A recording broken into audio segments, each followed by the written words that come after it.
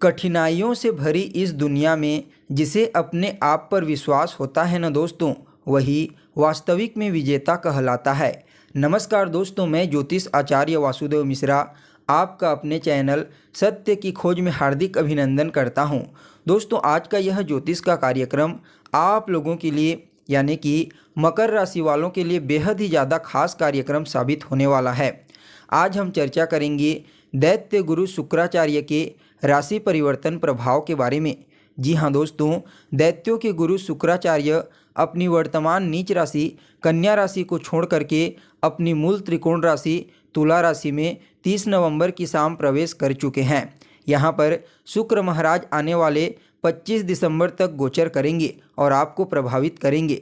तो ऐसे में दोस्तों जानने का प्रयास करेंगे शुक्र महाराज अपनी मूल त्रिकोण राशि तुला राशि में गोचर करते हुए आपको क्या परिणाम देने में सक्षम होंगे, आपके जीवन में कौन कौन से बड़े बदलाव हो सकते हैं, कहाँ कहाँ पर आपको सावधान रहना है, कौन कौन से क्षेत्रों में आपको विशेष लाभ की प्राप्ति होगी और शुक्र के इस गोचर काल को बेहतर बनाने के लिए आपको कौन सा उपाय करना चाहिए, हर एक जानकारी विस्तार के साथ बताएंगे। इसलिए आज के इस कार्यक्रम को अंत तक देखिए। और अगर आप अपनी जन्म कुंडली पर हमसे परामर्श लेना चाहते हैं तो वीडियो के अंदर और डिस्क्रिप्शन बॉक्स में आपको नंबर मिल जाएगा, जहां से आप संपर्क कर सकते हैं।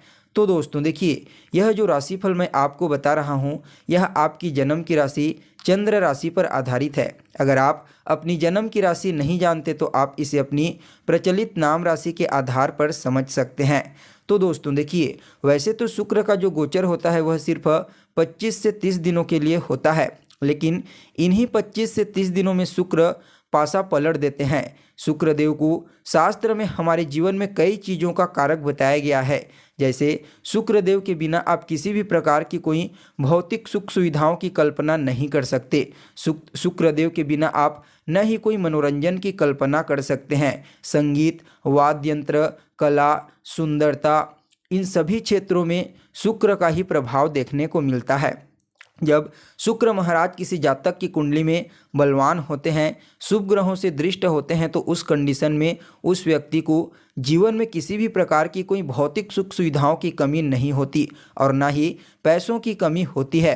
वह व्यक्ति जीवन के हर क्षेत्र में विशेष सफलता की प्राप्ति करता है। उसे न सिर्फ कार्य क्षेत्र में मान सम्मान की प्राप्ति होती है, बल्कि समाज में भी उसका नाम काफ़ी मशहूर होता है। यानी कि शुक्रदेव जब बलवान होते हैं तो व्यक्ति को मशहूर बना देते हैं।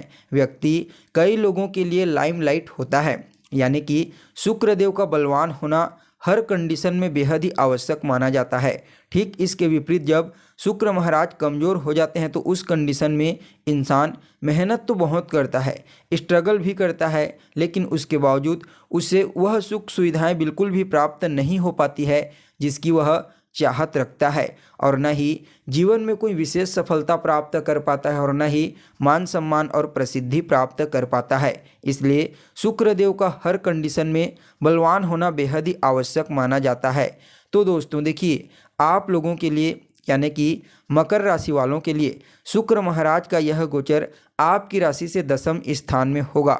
10वें स्थान में गोचर करते हुए शुक्र महाराज आपके चतुर्थ स्थान को सप्तम दृष्टि से दृष्टिगोचर करेंगे और यहाँ पर पंचम भाव का भी परिणाम आपको प्रदान करेंगे, क्योंकि आपके लिए पंचम भाव के भी स्वामी शुक्र महाराज ही बनते हैं, आपके लिए अत्यंत ही श्रेष्ठ और योग कारक ग्रह।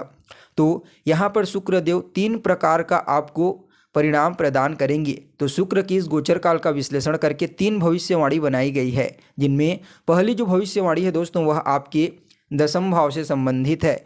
10वें भाव में शुक्र देव का गोचर करना, अपनी ही मूल त्रिकोण राशि में गोचर करना हर मामलों में अत्यंत ही श्रेष्ठ कहा जा सकता है। कार्य क्षेत्र में इस समय जो भी प्रॉब्लम अभी तक आपको फेस करनी पड़ रही थी, उन सभी प्रकार की समस्याओं से आपको छुटकारा मिलेगा ही मिलेगा। साथ में इस समय आपको अपने कार्य क्षेत्र पर अपने सहयोगियों का और अपने से उच्च अधिकारियों का विशेष सहयोग प्राप्त होगा। बॉस भी आपकी कार्यशैली से काफ़ी ज़्यादा प्रभावित होंगे, या तो हो सकता है कि आपका प्रमोशन हो जाए या फिर आपकी इंक्रीमेंट में वृद्धि कर दें। आपकी योग्यता और आपकी बुद्धिमत्ता को देखते हुए इस समय आपको कार्य क्षेत्र में किसी बड़े प्रोजेक्ट में कार्य करने का मौका मिल सकता है। साथ ही साथ इस समय कार्य क्षेत्र का जो माहौल रहेगा वह बड़ा ही शांति युक्त रहेगा। शांति का वातावरण आपको अपने कार्य क्षेत्र में देखने को मिलेगा। और जो जातक लंबे समय से नौकरी के लिए प्रयास कर रहे थे लेकिन कहीं पर भी उन्हें नौकरी नहीं मिल पा रही थी, चाहे गवर्नमेंट जॉब हो या फिर प्राइवेट जॉब, उन लोगों को भी शुक्रदेव के इस गोचर काल के दौरान विशेष रूप से नौकरी मिलने की प्रबल संभावना नजर आ रही है। अगर आपकी जन्म कुंडली में बुध, शनि, सूर्य, मंगल जैसे ग्रह बलवान हैं और वर्तमान समय में किसी अच्छे ग्रह की दशा आपको चल रही है, तो पूरी तरह से संभावना है कि शुक्र के इस गोचर काल के दौरान आपकी नौकरी लग सकती है। साथ ही साथ जो लोग खाद्य पदार्थ का बिजनेस करते हैं, जो लोग कपड़ों का व्यापार करते हैं, सुगंधित वस्तुओं का बिजनेस करते हैं, आकर्षक वस्तुओं का बिजनेस करते हैं, उनके लिए शुक्र महाराज का यह गोचर काल अत्यंत ही श्रेष्ठ साबित होगा। उन लोगों को हर क्षेत्र से इस समय लाभ की प्राप्ति होने वाली है। तो वहीं दोस्तों, जो दूसरी भविष्यवाणी है वह चतुर्थ भाव से संबंधित है, क्योंकि शुक्रदेव अपनी सप्तम दृष्टि से आपकी राशि से चतुर्थ स्थान को देखेंगे।